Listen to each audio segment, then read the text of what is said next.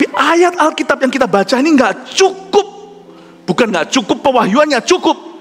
Tapi pelaksanaannya butuh hati yang di-warming dulu oleh Roh Kudus. Hati yang sudah pemanasan dulu. Yang ngerti kenapa Tuhan ngomong begitu. 7 kali 70. Orang ngampuni orang yang salah ya aku. Salahnya sama lagi dalam sehari. Tuhan ini keterlaluan. Masa 490 kali ngampuni orang yang sama? Masa gak ngerti sih? Bahwa intisari dari perintah itu atau ilustrasi adalah Tuhan tidak mau Anda kepahitan. Apapun terjadi jangan masuk ke sana. Itu tempat setan. Kamu dilukai orang yang sama, ampuni 490 kali. Kalau kamu ditampar pipi kanan, kasih pipi kiri, kita protes sama Roh Kudus.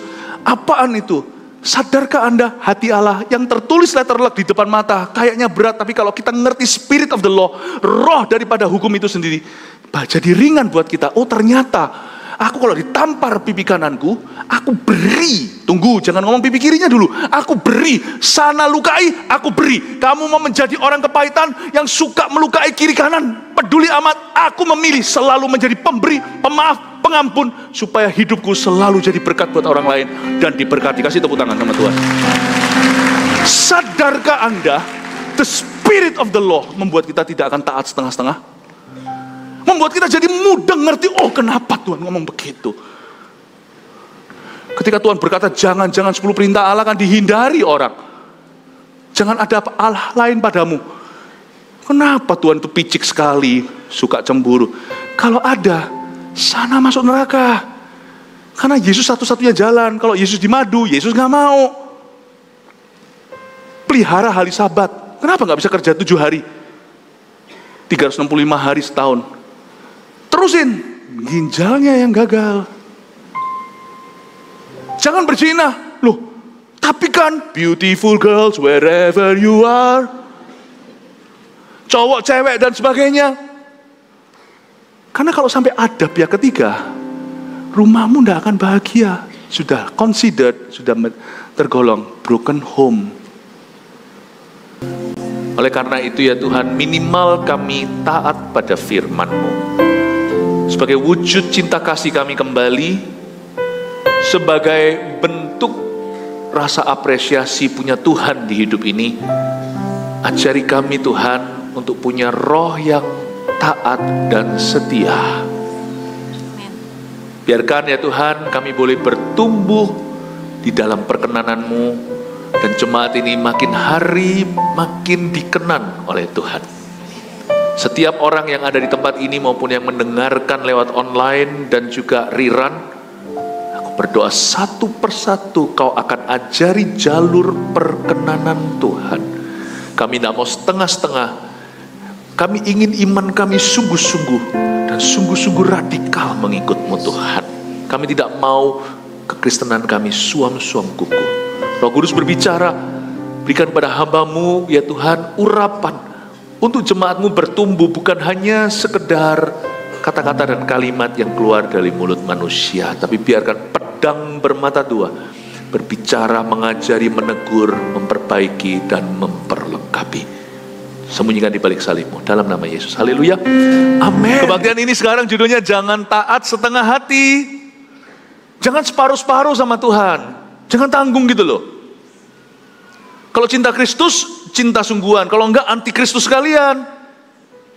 Jadi orang percaya, percaya sungguh-sungguh. Jangan percaya tapi ragu.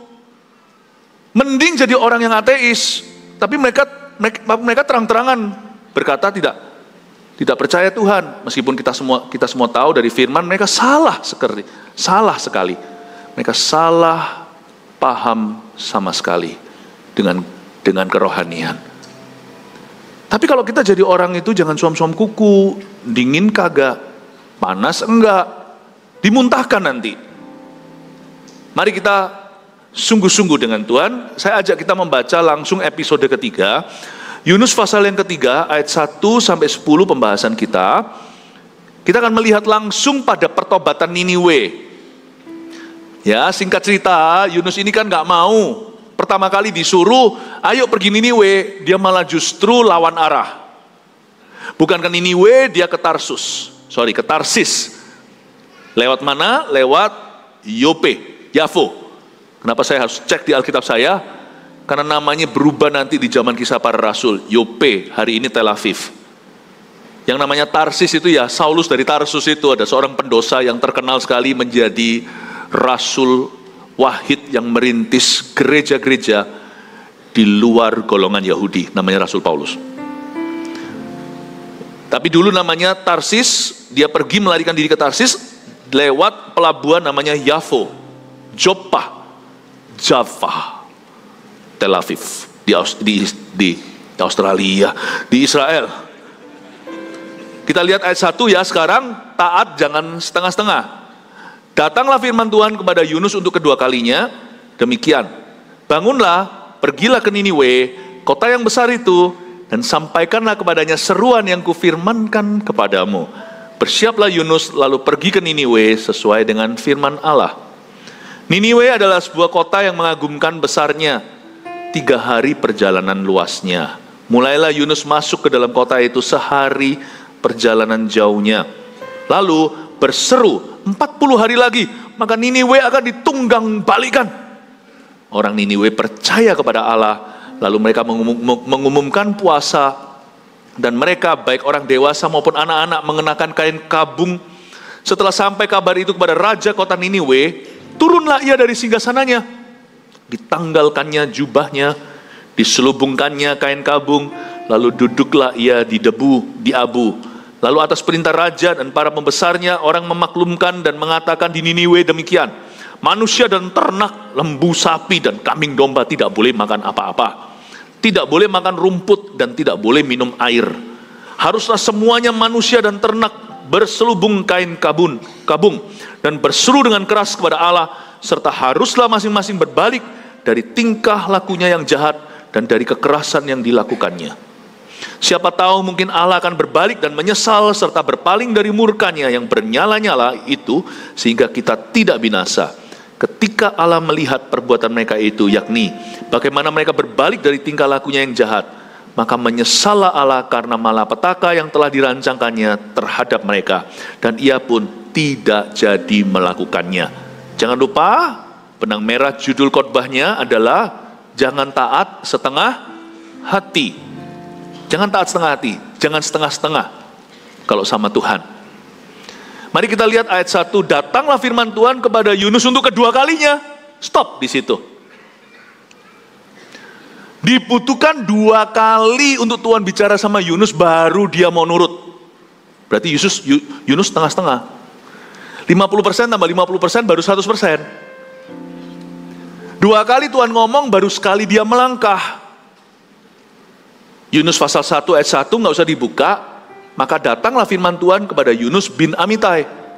Tuhan berkata demikian, bangunlah, pergilah ke Niniwe. Munculkan juga nggak apa-apa sih ayat pertama, ya. Kota yang besar itu, berserulah kata Tuhan pada Yunus, berserulah terhadap mereka. Berseru ini berita acara. Karena kejahatan orang Niniwe telah sampai kepadaku. Sampaikan pada mereka, dosa mereka udah nyampe ke tahtaku. Yunus nurut? Tidak. Pertama kali Tuhan bicara begitu, malah dia secara vulgar membangkang. Dia lihat waktu dia pergi ke Yafo, dia melihat di situ kapal yang tersedia apa, ya dia langsung akan naik ke sana, beli karcisnya lah. Dia bayar harga untuk lari dari hadapan Allah.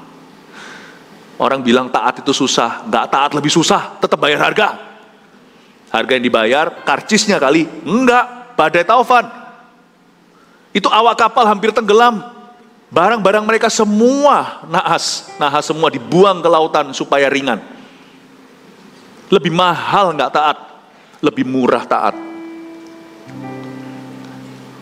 Tidak berzina, tidak selingkuh, aduh.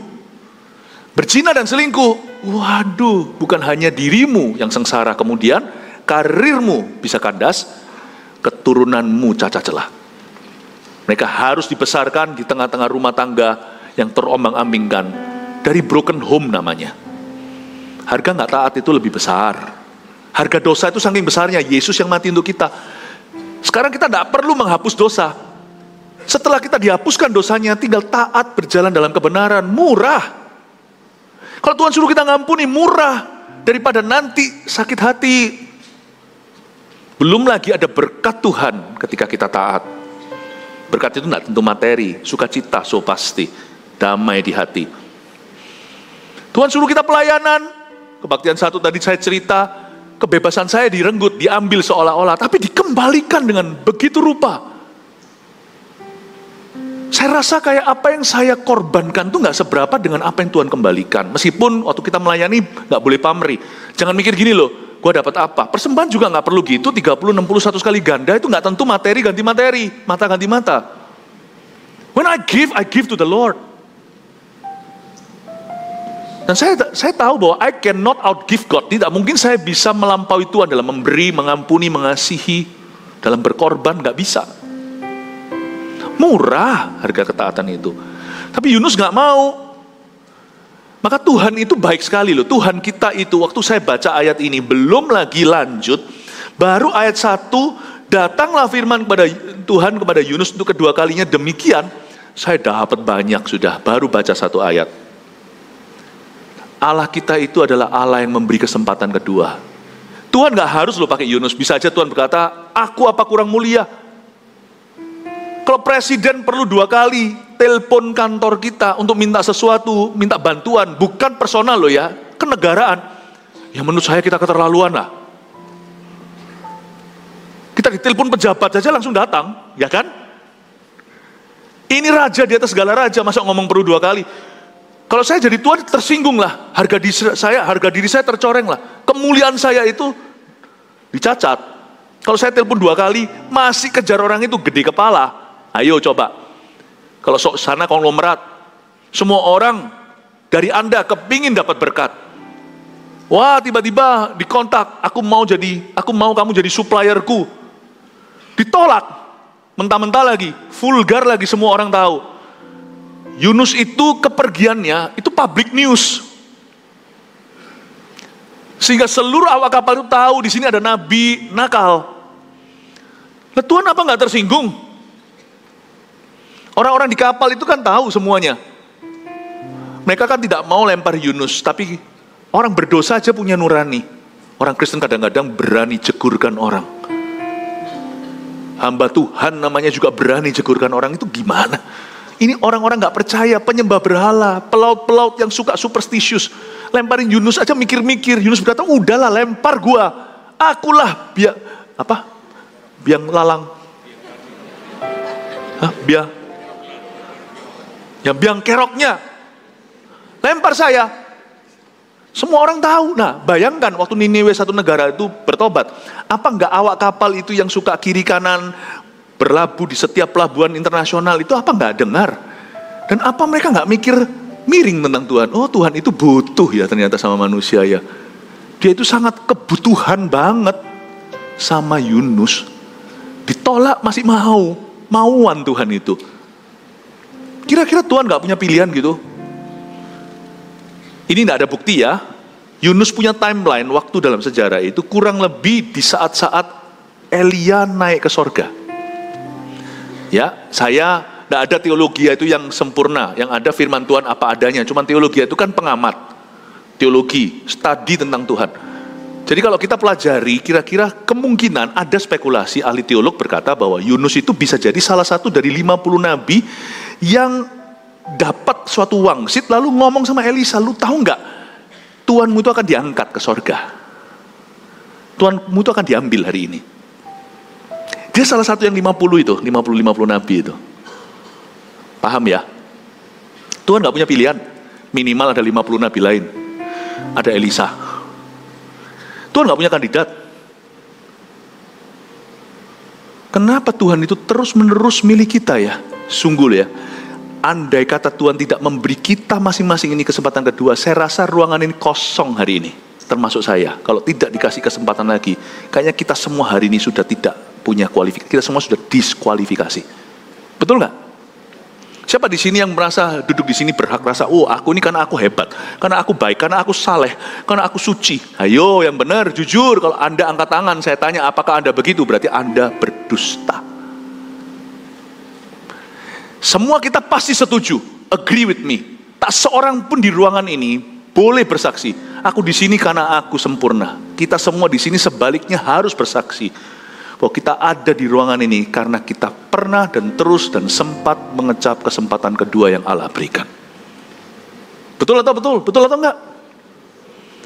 Waktu saya baca ini, datanglah firman Tuhan kepada Yunus untuk kedua kalinya, saya terharu.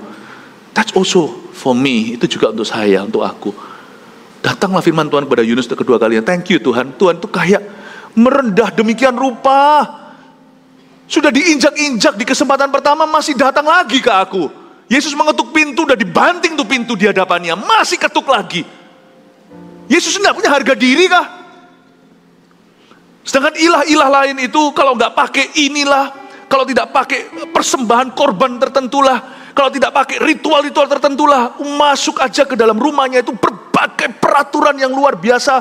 Maju 5 langkah, mundur 7, harus cari rumput tertentu, bunga tertentu, untuk hanya sekedar ketemu dan gak ngalami apa-apa. Untuk ketemu hanya pada bangunannya, bukan pada Allah yang hidup dan nyata. Untuk masuk ketemu aja, wow, bodyguardnya. Tuhan kita memberi kesempatan kedua, kedengarannya seperti murahan ya.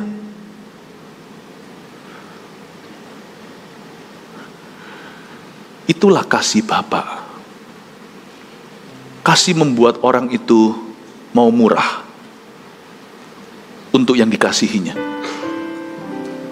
Saya masih ingat Papa saya orang sibuk, waktu masa-masa jaya beliau, Papa kandung saya dalam bisnis, wah sibuk ini itu.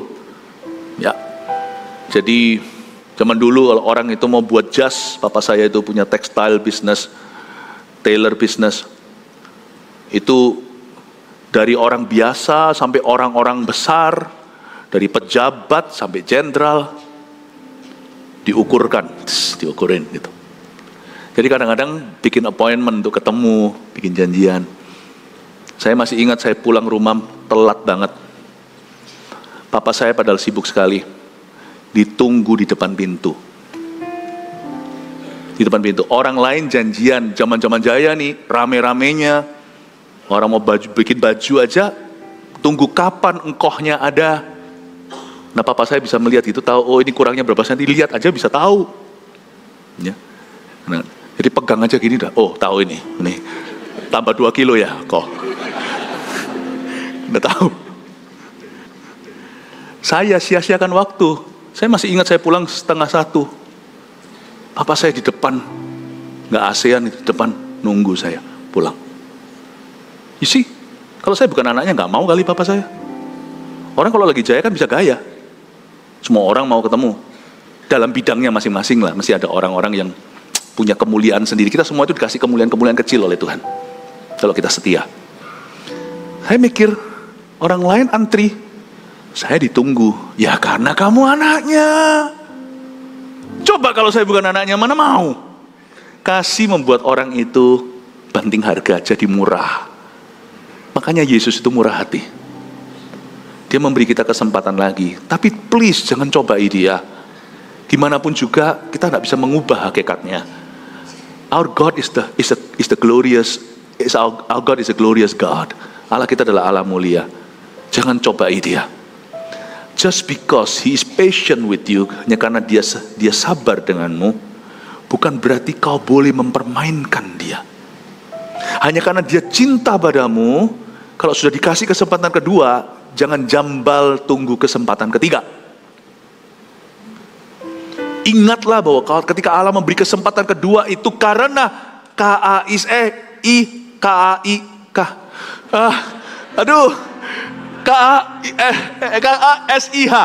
Karena kasih. Nah, saya pura-pura tidak bisa mengeja supaya Anda ingat itu kata apa. Karena kasih. Saya terharu, datanglah firman Tuhan pada Yunus untuk kedua kalinya. Kok Tuhan mau? Tapi ini juga templakan buat Yunus. Berarti kamu itu orang yang setengah-setengah. Kamu tuh 50-50 sama Tuhan. Masa Tuhan butuh ngomong 2 kali kamu baru jalan? Apakah Tuhan bukan raja? Apakah dia bukan presiden? Apakah dia bukanlah yang maha kuasa? Kenapa kamu diberitahu 2 kali? Tahu nggak kenapa dunia ini lamban diselamatkan? Karena Tuhan harus 7 kali ngomong sama orang Kristen yang sama untuk melakukan satu tugas kecil. Ampun deh. Berapa banyak di antara Anda perlu didoakan sama orang Kristen untuk pelayanan? Malu ah. Lebih baik doa yang sama kita pakai untuk menyelamatkan yang terhilang. Saya berjanji ketika saya lahir baru, hari ke-1 saya lahir kembali, saya sudah buat janji. Aku tidak akan merepotkan sesama orang Kristen. Aku tidak akan menjadi domba yang perlu dicari lagi. Kalau memang perlu ya carilah aku. Tapi aku tidak akan sengaja membuat skenario, orang lain harus kejar-kejar aku. Dan kalau kita diajak-ajak CG misalnya di gereja kita kan, CG itu pintu masuk pengembalaan. Ayo cell group, ayo connect group, di-connect-connectkan, nggak mau nulis, di follow up, Tom and Jerry, telepon nggak diangkat, dan sebagainya. Sorry ya, izinkan saya tanggalkan sebentar jubah kebala saya, ngomong sama-sama orang Kristen ya, sama-sama orang Kristen, udah orang asing lah kita, tapi sama-sama Tuhannya. Oke? Saya nggak jadi gembalanya ya. Sana kira sana siapa kita kejar-kejar? Sorry, dengar baik-baik. Sana kira sana siapa kami harus kejar-kejar? Ayolah gabung sama CG. Ayolah ibadah. Sana siapa? Ada pepatah. Why should we preach the gospel twice to the same people? Twice. While some people never heard the gospel once. Betul sih. Udah jangan ngerepotin. Cepat masuk ke CG kalau yang belum. Tunggu apa lagi? Ngomong kanan kiri, jangan ngerepotin ah.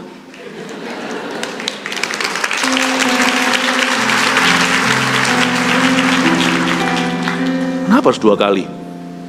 Kenapa harus didoa-doakan lagi? Ayolah melayani. Suruh khotbah kemana? Ayolah sharing firman di CG. Nggak mau lah.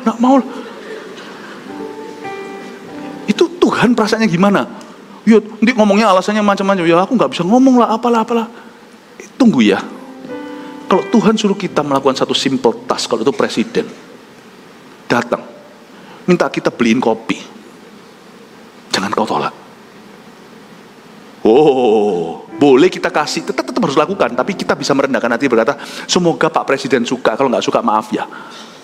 Nggak apa-apa, khotbahin. Kalau memang sudah waktunya Anda jadi CGL, terus Anda dipercayai, lalu Anda harus sharing kata-kata Anda waktu Anda menyampaikan firman. Ya, mungkin gagap-gagap, nggak apa-apa. Ujungnya berkata, Tuhan pakai aku apa adanya. Maaf kekurangan kata-kata saya.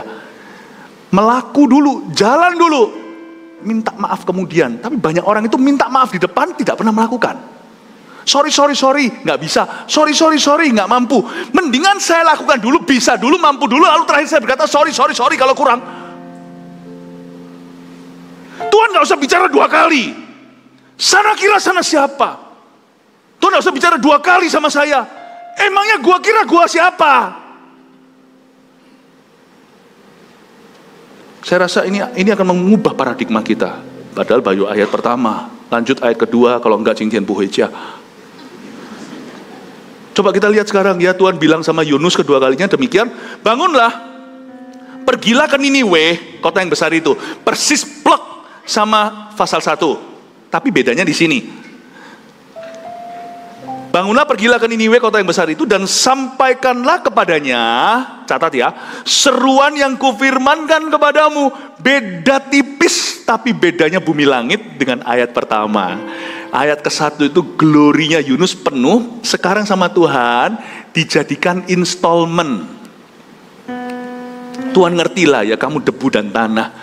Ya sudah, kalau kamu tidak bisa igoci atau sekaligus langsung mentaati aku, dengan baik kredit aja. Tuhan tuh baik ya. Sana nggak mau jalan, sama Tuhan dituntun pelan. Yang mau jalan, Tuhan happy sekali, ayo lari. Tuhan tuh nggak akan memaksa, tapi Tuhan akan mendorongmu. Tapi ingat, sebelum Tuhan mendorong, menarik-narikmu, ingatlah siapa dirimu dan siapa diriku. bangun pergilah ke Niniwe, kota yang besar itu, dan sampaikanlah kepadanya seruan yang kufirmankan kepadamu. Sedangkan di ayat 1, Tuhan berkata, bangunlah pergilah ke Niniwe, kota yang besar itu, persis sama, berserulah terhadap mereka, berserulah, Tuhan pakai kata berserulah. Sedangkan di pasal 3, sampaikanlah. Ya sudah, kalau kamu nggak berani teriak, kamu ngomong bisik-bisik pelan-pelan aja, nggak apa-apa. Yang satu, berserulah, di ayat 1 Tuhan masih idealis dengan hambanya, padahal Tuhan Maha tahu, Tuhan memberi kesempatan saja. Di pasal 3, 2 pasal kemudian, setelah dia tolak masuk perut ikan, dimuntahkan, lalu Tuhan ngomong, sekarang kalau kamu tidak bersedia berseru, ya sudah, sampaikanlah. Berserulah apa? Di pasal pertama, idealnya berserulah terhadap mereka karena kejahatannya telah sampai kepadamu, langsung dikasih message-nya di depan. Tuhan itu selalu terang-terangan di depan. Enak kalau kerjasama dengan orang yang kepenuhan Tuhan, selalu terang-terangan di depan. Kalau orang yang sungguh-sungguh kepenuhan Tuhan, ya bukan kepenuhan setan atau yang pura-pura kenal Tuhan, tidak akan ngomongnya gini, udahlah kerjasama sama aku, percayalah soal uang lah, aku kan sama-sama orang Kristen. Loh, aku kan hamba Tuhan. Kalau dia menjual, dia punya jabatan untuk mendapatkan kepercayaan, jangan percaya orang itu, maling itu. Itu fox, itu serigala.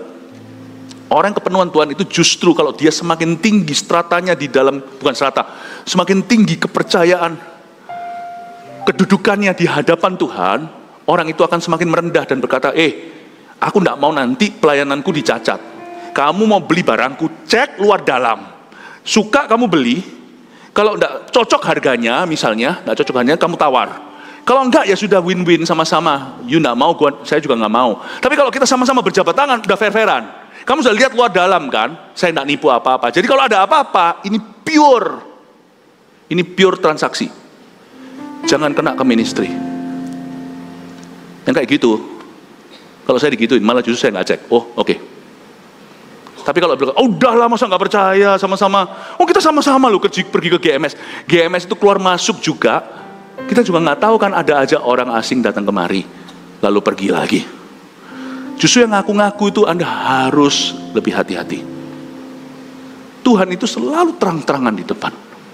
Dia ngomong di ayat 1, di pasal 1, di pasal 2 lebih tepatnya, berserulah terhadap mereka, katakan dari depan, kejahatan mereka sudah sampai kepadaku. Sampaikan itu. Nggak mau dia. Yunus takut. Dia suruh menegur, dia suruh ke Rusia menegur Putin. Coba, kalau kita ke Amerika, tegur-tegur orang pemerintah sana, karena mereka itu kan kebebasan pers atau kebebasan beropini.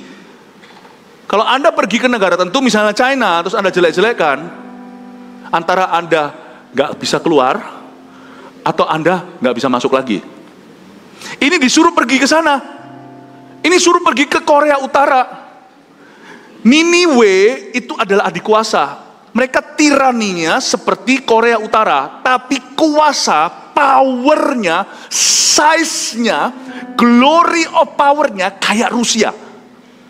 Lalu tiba-tiba ada satu hamba Tuhan ini suruh pergi ke sana, suruh negor Putin. Ya gak mau lah. Pasti dia doanya seperti Yesaya, ini aku, utuslah dia.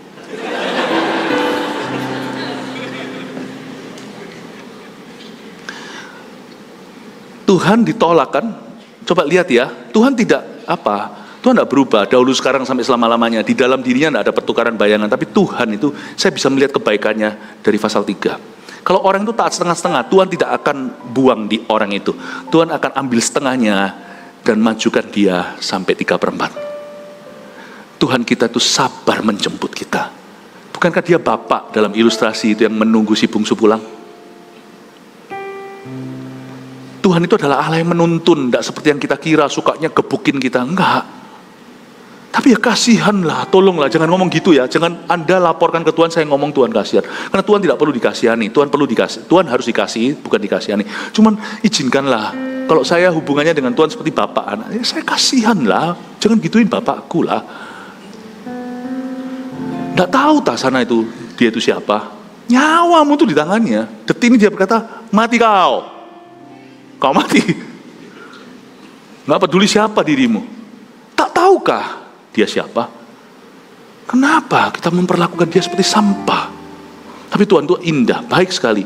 Dia berkata gini, coba lihat ya. Bangunlah, pergilah ke Niniwe, kota yang besar itu, dan sampaikanlah kepadanya seruan yang kufirmankan kepadamu. Ini kata-kata seperti bulat gitu, bukan. Sampaikanlah, bagianmu cuma sampaikan. Firmanku yang akan berseru. Sampaikanlah kepadanya seruan yang kufirmankan kepadamu. Udah, kamu ngomong pelan aja, nanti aku yang backup kamu. Musa berkata, aku tidak fasilita, ya sudah tak kasih Harun. Tadinya di ayat 1, serukanlah, takut dia. Ya sudah, nggak usah takut. Sini. Nggak apa-apa, aku masih mau kamu. Yunus berkata, jangan aku Tuhan. Ada satu orang nabi lain, nabiyah malahan. Ini Yunus, itu Yunita. Pilihlah dia. Enggak, Tuhan kata, aku mau Yunus kok. Sini. Ya sudah, kamu sampaikan ya firmanku yang berseru.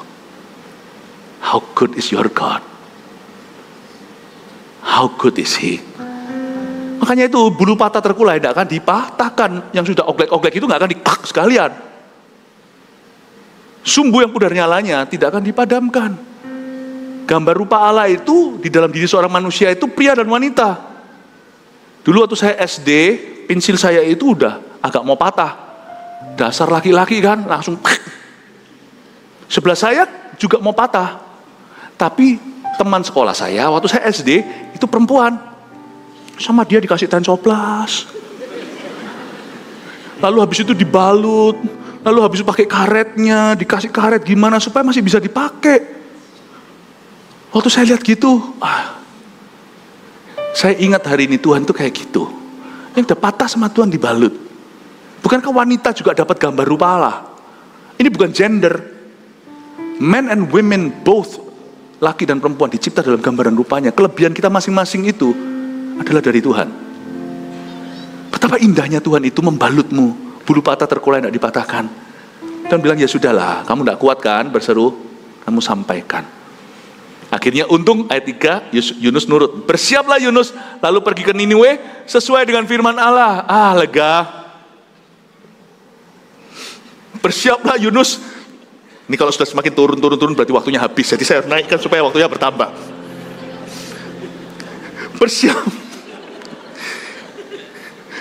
Bersiaplah Yunus, lalu dia pergi ke Niniwe sesuai dengan firman Allah. Katakan sesuai dengan firman Allah.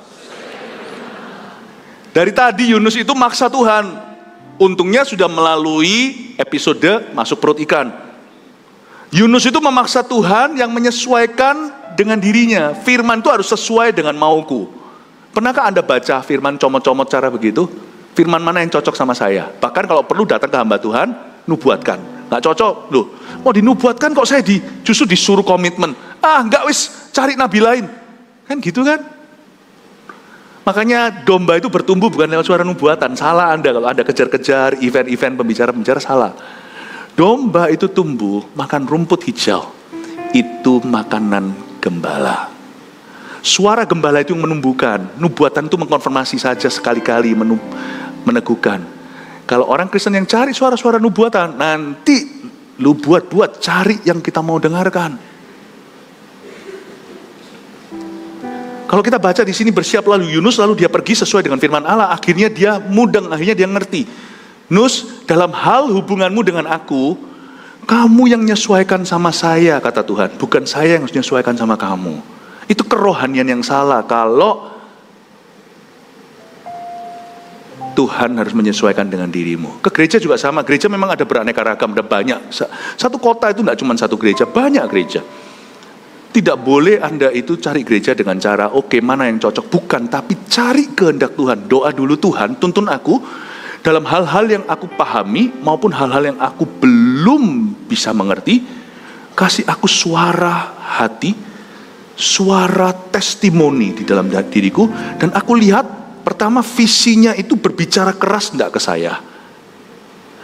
Pengajarannya, makanan itu betul-betul memperlengkapi kami enggak untuk hidup dalam kebenaran. Programnya itu memajukan saya terus enggak dalam kegunaan, untuk membuat menantang saya masuk selangkah lagi untuk berbuah. Jadi bukan lebih kepada cocok enggak dengan kondisiku sekarang. Aku ini sekarang lagi dalam hutang piutang. Aku ini sekarang belum punya jodoh. Aku datang ke gereja, ya pasti cari yang mana kelihatannya banyak peluang. You don't find a church atau menemukan apapun yang dari Tuhan berdasar your need. But God's vision atau visi Allah atas hidupmu bukan kebutuhanmu seketika itu, karena itu gonta-ganti. Hati-hati itu ya Bapak Ibu Saudara, Tuhan mengasihimu, sesuaikan dirimu dengan firman. Jangan sebaliknya, firman kau sesuaikan. Apa yang saya sampaikan ini mungkin terdengar keras, tapi because I love you, saya tidak mau buang-buang waktu di Bali. Ya, saya di Bali pakai jas seperti ini sudah sangat-sangat harusnya pakai celana pendek. Ya, harusnya saya pakai kaos tulisannya anak pantai gitu. Sudah di sini sekalian, maka saya beri Anda makanan yang sungguh-sungguh solid. Karena kita nggak ketemu bulan-bulan depan nggak langsung ketemuan. Karena itu saya minta Anda untuk mengerti bahwa hidupmu harus sesuai firman, bukan sebaliknya. Niniwe adalah sebuah kota yang mengagumkan besarnya. 3 hari perjalanan luasnya gede banget. Ya sebenarnya kalau sekarang kota-kota lebih besar banyak. Tapi zaman itu sudah besar sekali. Nanti dengarkan khotbah saya sebelum ini. Bukankah ikan memuntahkan Yunus ke daratan? Nah pertanyaannya, daratannya itu dimuntahkan ke Niniwe atau kembali ke Yafo atau Yope? Nanti dengarkan sendiri. Tapi intinya saya kasih sedikit aja summary. Dia dimuntahkan kembali ke tempat awal. Dia harus taat pada Tuhan. Tuhan tidak muntahkan dia ke Niniwe. Buktinya dimuntahkan di Yope, tapi di pinggirannya sudah nggak jauh dari Niniwe. Gitulah ya kira-kira. Niniwe dan Yope itu jauhnya 500 kilometeran atau 375 mil. Tuhan itu ngefur, ngalah. Tuhan gak mau menggantikan ketaatan kita, karena Tuhan tidak bisa taat di porsi kita. Tuhan udah taat untuk kita di kayu salib, supaya kalau hari ini kita bertobat, kita memperoleh keselamatan itu cuma-cuma, bukan karena ketaatan kita, tapi karena ketaatan Yesus sampai naik ke kayu salib, dia tanpa dosa. Selebih dari itu, ketaatan kita tidak bisa digantikan oleh orang lain. Tuhan tidak akan bypass porsi taatmu. Tuhan tidak akan main curang, tidak ada KKN di dalam kerajaan sorga. Tuhan itu muntahkan, suruh ikan itu muntahkan. Nggak mungkin ikan itu dalam 3 hari, dia traveling 500 kilo itu nggak mungkin. Itu ikan besar, dia pasti makan, dia pasti tidur. Nggak mungkin. Dimuntahkan juga paling cuma berapa kilo, gitu. Tapi nggak mungkin sampai ratusan kilo. Jadi Tuhan suruh ikan itu muntahkan, tapi waktu saya lihat jaraknya 3 hari perjalanan kota itu, tapi kalau ada baca ayat 4, mulailah Yunus masuk ke dalam kota itu sehari perjalanan jauhnya. Saya bersyukur, berarti Tuhan muntahkan nggak persis di titik tadi dia lari. Tuhan anggap doanya dia di pasal 2, semua pergumulannya dia telah belajar dari kesalahan. Dia dimuntahkan tidak persis di break even point, titik 0. Tadi dia itu menjauhi hadirat Tuhan. Tapi dia di antara titik taat yang seharusnya sampai tujuan utama yaitu Niniwe, ketaatan pada Tuhan, Tuhan muntahkan dia di the greater Yafo, agak di pinggir. Kalau Bali itu nggak dimuntahin di tengah. Kalau kita memang harus pergi ke Surabaya, dimuntahnya sudah dekat di selat, tinggal nyebrang. Sehingga perjalanan yang harusnya seluas itu tertempuh 1 hari dia ketemu. Paham maksud saya? Agak mikir sedikit. Berarti Tuhan itu tidak pernah kayak gini loh. Kita ini, aku udah terlanjur salah, ya sudah salah sekalian, jangan bangkit. Kalau aku bangkit kan mulai dari 0 lagi. Jangan bilang saya bocorkan ya. Enggak. Orang yang bertobat dari salahnya dan mengaku itu disayang Tuhan, itu ada ayatnya.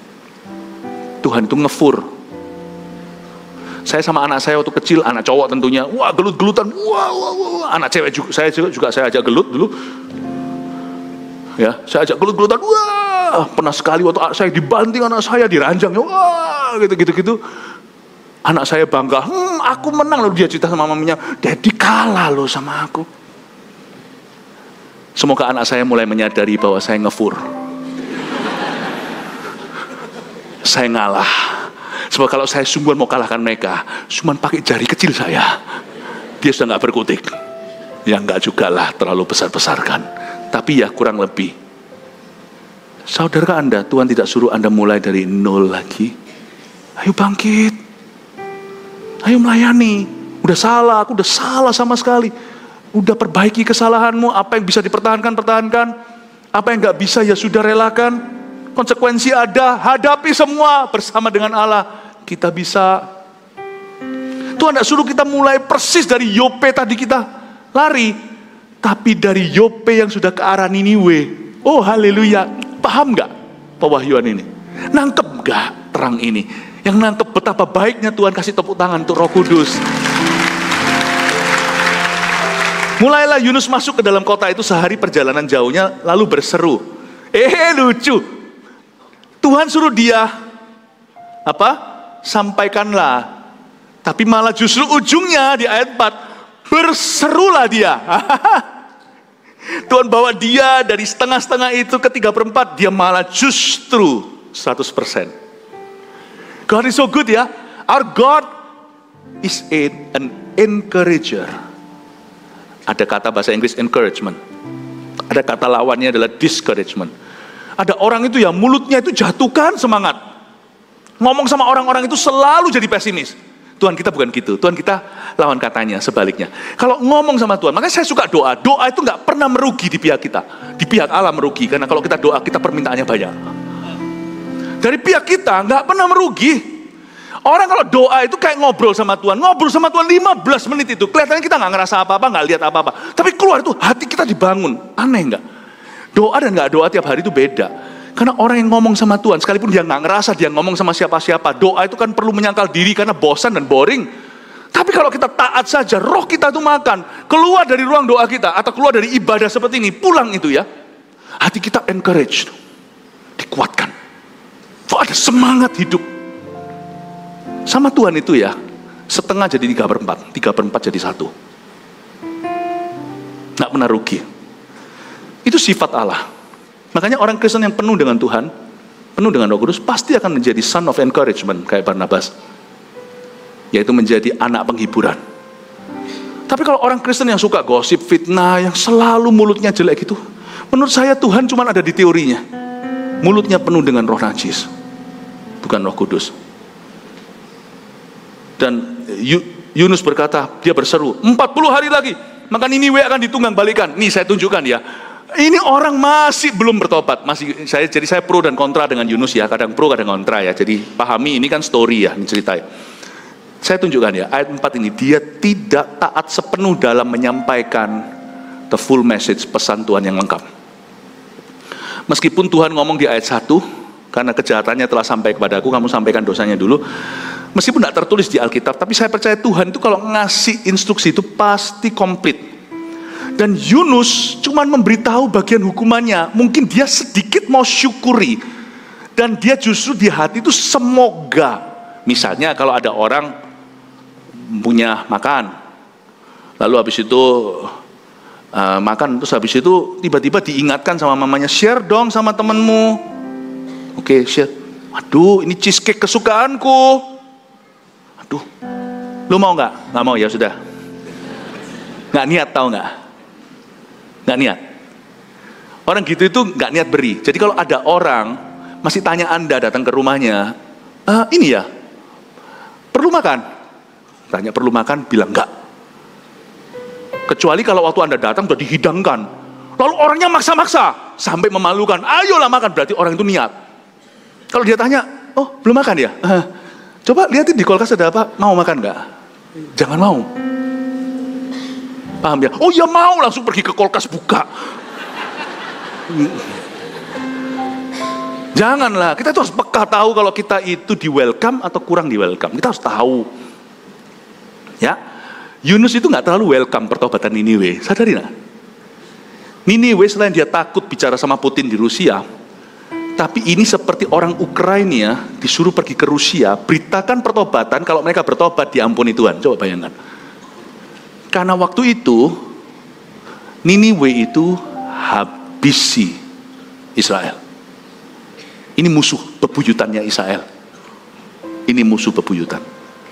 Bagaimana mungkin dia itu menginginkan berkat mereka, menginginkan agar mereka diberkati.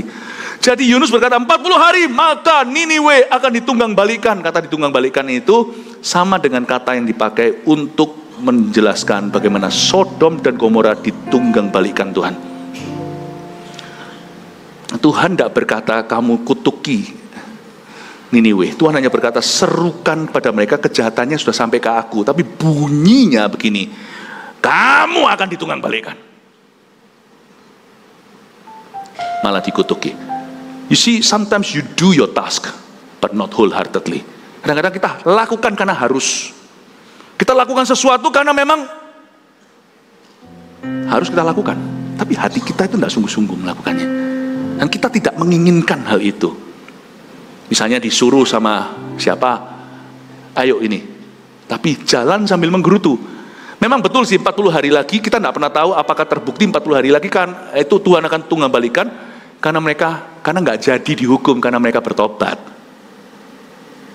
Tapi saya percaya pesan ini tetap dari Roh Kudus. Saya tidak berkata bahwa kalimat ini bukan dari Tuhan, tapi dia tidak menjelaskan dengan lengkap. Dia hanya berat di hukuman, tanpa secara cukup menunjukkan jalan pertobatan. Gak ada instruksi selebihnya. Kalau kita itu ngomong sama anak, misalnya, meskipun kita marah, tapi kan kita yang mengasihi anak itu pasti 50-50 toh. Pasti kita itu akan ngomong jeleknya, tapi kita juga peduli gambar dirinya. Kita juga akan balut lukanya, membawa dia supaya dia sadar, semoga berubah. Nah, bagian itunya hilang. Dia cuma tinggal marah-marah. Ini namanya taat setengah-setengah. Pernahkah kita melakukan hukum Taurat hanya melakukan letter luck-nya atau hanya melakukan apa yang harafiah, tapi tidak menyadari the spirit of the law? Roh daripada hukum itu sendiri adalah kasih. Kayak orang yang mau bagi cheesecake itu tapi nggak rela. Mau nggak? Nggak mau. Nggak mau. Kalau dia sungguh-sungguh mau sharing, mamanya bilang sharing dong, dia ngerti. Kita itu nggak boleh greedy, nggak boleh serakah. Selain itu, aku juga mengasihi orang ini, adikku seperti mamaku mengasihinya. Ya, cheesecakeku ini aku cinta, tapi mamaku cinta adikku, nggak cuma cinta aku. Nangkep isi hatinya. Ada perintah Tuhan yang kita tahu, tapi ada perintah Tuhan yang tidak terutarakan. Itu kita harus mengertinya dari pengenalan akan Allah. Nangkap isi hatinya. Dek, mau nggak dek? Mau nggak? Nggak mau? Nggak. Yes, aji mumpung. Yes, nggak mau. Nggak mau? Nggak. Kalau nggak mau, makanlah dek. Mama kepingin kamu makan. Kakak juga sudah kenyang kok, ini kebanyakan. Kakak juga banyak, ini gula juga nggak baik. Oh gitu ya? Iya. Aku sudah sikat gigi. Nggak apa-apa lah, nanti kakak sikatin kamu.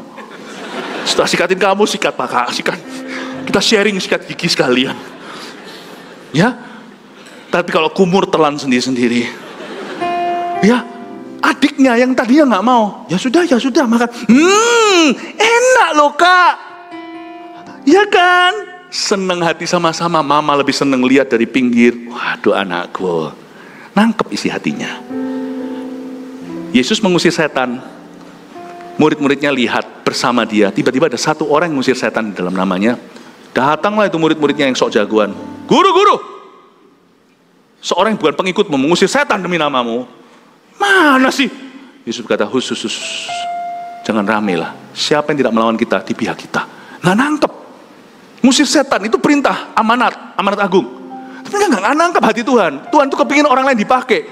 Mereka kira ini adalah klub elit eksklusif. Hanya Yesus dan 12 rasulnya. Dia mau berbagi pie-nya. Dia tidak mau berbagi pizzanya. Dia tidak mau berbagi cheesecake-nya. Dia merasa bahwa kamilah yang terhebat.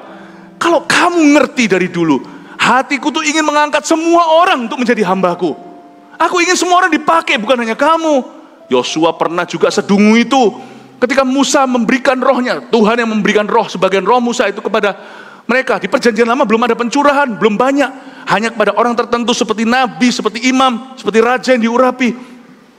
68 dapat di perkemahan, 2 orang lagi flu. Nggak tahu lagi flu atau lagi apa, nggak bisa datang, ada urusan. Wah, mereka kepenuhan di kemah mereka sendiri. Yosua datang dan berkata, Musa, hentikan itu orang-orang kepenuhan. Musa bilang, andai kata semua orang Israel kepenuhan seperti Nabi.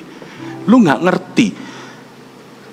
Apa yang tertulis ini minimalis. Kita gak boleh mengubah ya. Oh, kata Tuhan lalu kita ganti apa kata Alkitab, atau kita kompromikan, atau kita ubah-ubah seenak gua. Tapi ayat Alkitab yang kita baca ini gak cukup. Bukan gak cukup pewahyuannya, cukup. Tapi pelaksanaannya butuh hati yang di-warming dulu oleh Roh Kudus. Hati yang sudah pemanasan dulu. Yang ngerti kenapa Tuhan ngomong begitu. 7 kali 70.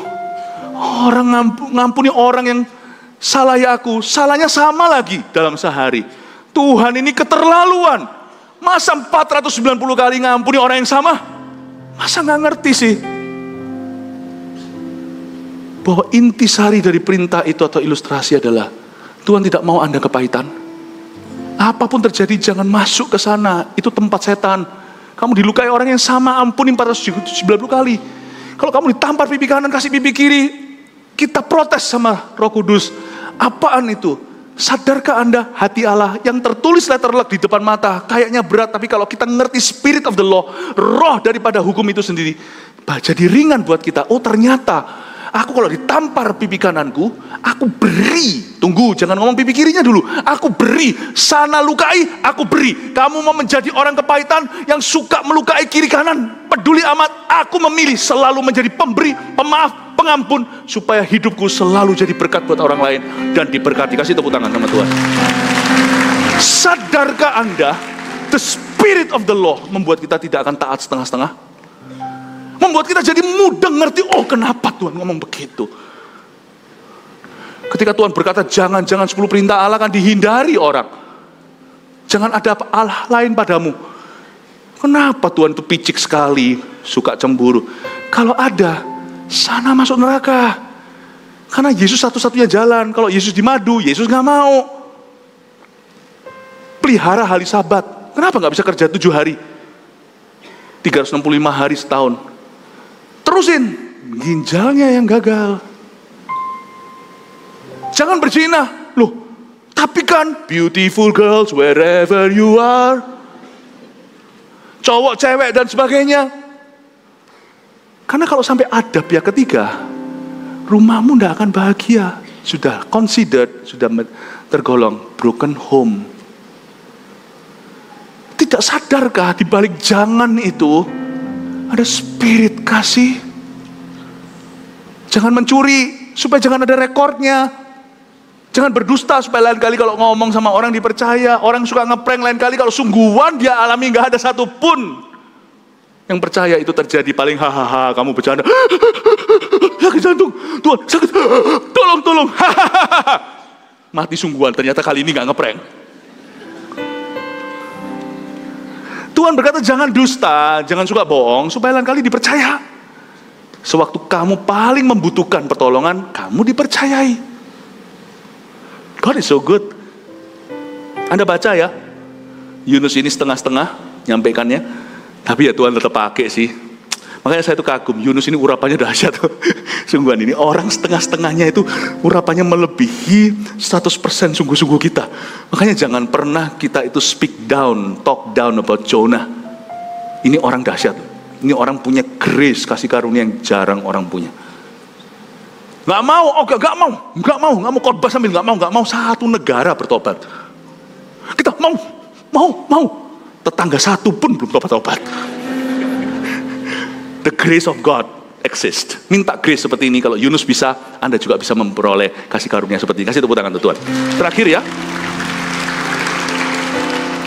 ayat 5 ke bawah menunjukkan orang Niniwe, ironisnya percaya kepada Allah. Waktu dengar kabar gitu, padahal Yusuf kasih dia setengah-setengah message-nya. Percaya.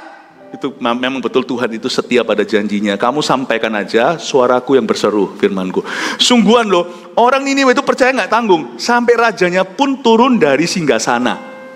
Dan mereka pakai baju sackcloth, bahasa Inggrisnya, atau di sini disebut sebagai kain kabung. Kain kabung itu baju yang terbuat dari Bulu-bulu kasarnya bukan domba. Kalau domba halus seperti di Selandia Baru itu, ya lembut sekali. Tapi ini lebih ke kasar-kasarnya. Atau bahkan mungkin kayak di film-film Chinese, ketika mereka berkabung, mereka pakai jerami-jerami. Ini adalah baju yang dibuat dari bahan terkasar. Dan itu pasti gores-goresan badan untuk menunjukkan perkabungan. Mereka pakai kain kabung, padahal ini negara number one zaman itu. Dan mereka pakai kain yang terbuat dari bulu-bulu hewan yang kasar.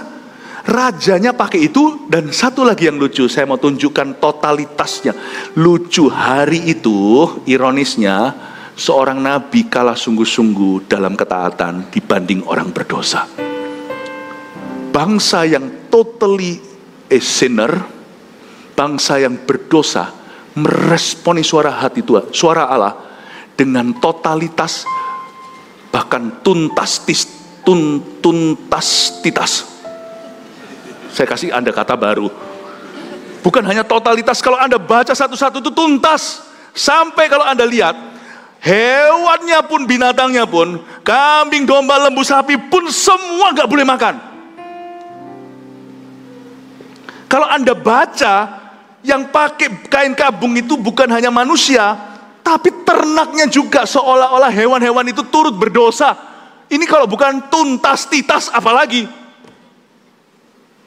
Nabi setengah-setengah, bangsa yang murtad, sungguh-sungguh celakanya. Firman yang sama disampaikan orang yang tidak pernah dengar firman, mereka akan semuanya maju dan berkata, pakai aku Tuhan. Mereka semua akan mendaftar CG dan berkata, muridkan saya. Firman yang sama disampaikan dengan orang Kristen yang sudah kapalan, berakhir tidak mempan. Toeng, toeng, toeng. Seorang nabi yang setengah-setengah kalah totalitas dalam ketaatan dengan sebuah bangsa yang baru mendengar firman itu pertama kali. Hati-hati jangan pernah SKSD dengan Tuhan Yesus. Karena bahayanya sok kenal sok dekat adalah kita jadi suam-suamku. Kita merasa aku sudah tahu. Gini-gini aku sudah ngerti. Aku sudah pernah alami. Biasanya kaki Dian diambil dari orang demikian. Dipindah. Coba lihat kaki Diannya, kebaktian berikutnya Anda akan baca. Tuhan kasih satu kaki Dian dalam bentuk satu pohon yang mengiupi dan merindangkan Yunus. Diambil sama Tuhan. Detik dia menikmatinya langsung cacing datang. Tapi bangsa ini yang tidak bisa membedakan tangan kanan, tangan kirinya, diberkatinya. Bapak, Ibu, Saudara, jangan kalah sama orang berikutnya yang akan taat pada Tuhan. Berapa tahun Anda sudah kenal Tuhan? Kok cuman gini-ginian? Berapa tahun kita sudah mengaku diri kita Kristen? Mungkin lahir kita sudah, tapi kenapa kita masih putar-putar di padang gurun seperti kebaktian sebelumnya saya jelaskan? Jangan muter-muter terus di tempat yang sama. Jangan jalan di tempat. Mari kita sungguh-sungguh mulai hari ini membuat langkah maju. Hari ini aku harus berubah. Mulai hari ini aku akan sungguh-sungguh. Dan saya percaya kalau kita taat dengan segenap hati, Tuhan kita akan menyatakan dirinya mulia di dalam kehidupan kita. Jesus loves you. Ayo semua kita maju. Kasih tepuk tangan untuk Tuhan Yesus. Mari kita